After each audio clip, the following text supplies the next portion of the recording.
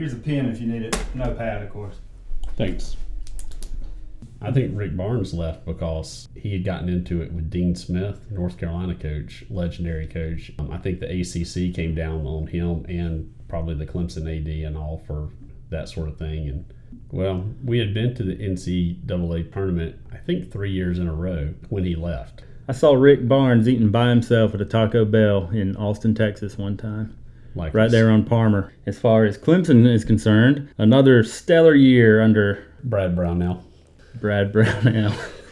He needs to go. Most people think he needs to go. You were saying something about percentages and this year being the best. This is one of the best teams he's had. I know we had a good year with Gabe DeVoe where we made it to the Sweet 16, but I think Brownell has had maybe 12 or 13 seasons at Clemson now. We've been to the tournament maybe 2 or 3 times in that time. Yeah, well, this may have been his highest win percentage on the year, but we laid the biggest embarrassing rotten egg in the NIT to Morehead State after blowing a 15-point lead, apparently, which I didn't watch, but I know what happened from watching during the year. They put Beetle in and just sorry to cuss, but they just did that and pissed away the lead. Beetle was such a liability. He was a turnover machine. He's wild. He's like a ball bouncing around in the pinball machine. He did. He would throw with cartoon shoes or on, bounce it off his foot or off his knee or something. Yes, I mean his equilibrium is a little bit off. He was a freshman, and I don't mind him being on the team, but getting meaningful minutes, I don't think he's ready for it. I know he wasn't ready for it. As you know, no, he blew the lead a bunch of times this year. So first game I remember seeing was Virginia Tech, and we about lost that game up there. We were trying everything to lose it. It's kind of like DJ football.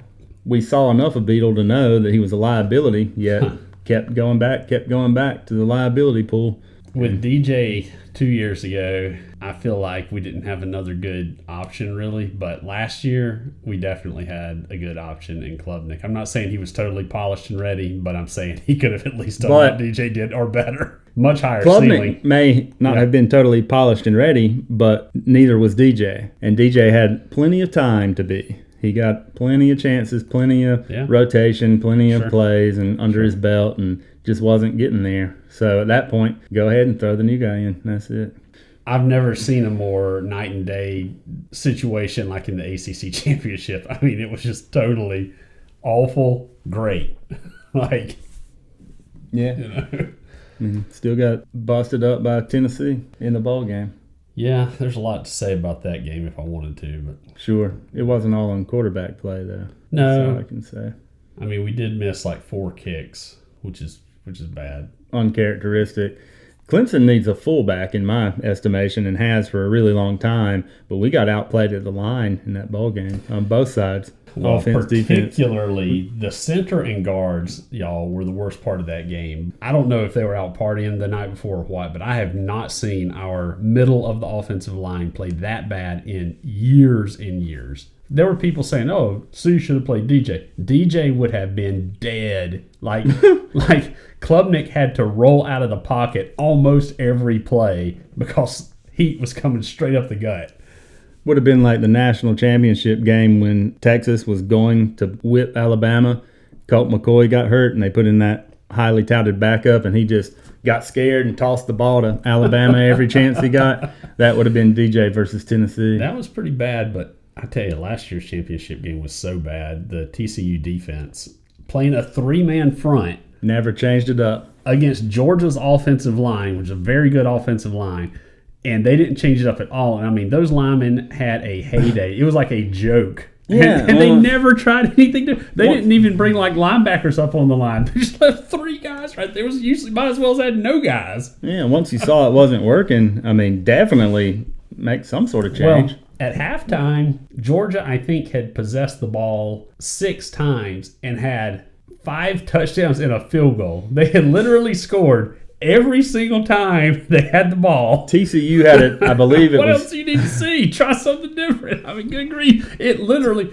The only way it could have been any worse is if that one field goal had been a touchdown. Other than that, that's it. They scored every time. TCU did at some point in the second quarter have it like 4th and 6 around the 50-yard line, and I thought, You're already down by, it was 8, maybe 10 at the time. It was either 14-7 or 21-7, but either way, they should have gone. It was their last chance to make it a dogfight, and I thought they needed to go for it. I was armchair play calling from the house saying, go for it, go for it. They punted it, and that was it. After that, it was nails in the coffin. Now, you lived in Texas. Did you ever see a horned frog?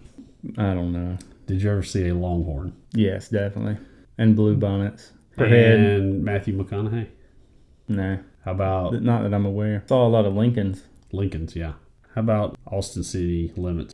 So I don't know how to get tickets to that, but I did briefly work with a girl who, her mother kind of is some sort of producer for the show, and she could have definitely gotten me tickets, and I didn't. But she was only briefly there. Also, those tickets probably would have come with strings. She was definitely trying to sleep with me the whole time she was working with us. And I wasn't willing to take those strings to go see Austin City Limits. Plus, who knows who you would have got. That's true. I've seen some pretty horrible acts on there sometimes on ETV. But sometimes they're great. I love the live music aspect, and they, it's usually a pretty good show. There should be more live music on television. Not singing shows.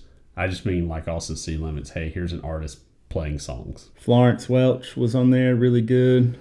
Ghostland Observatory was good. I don't know, some of the rock groups, even John Legend, really good show.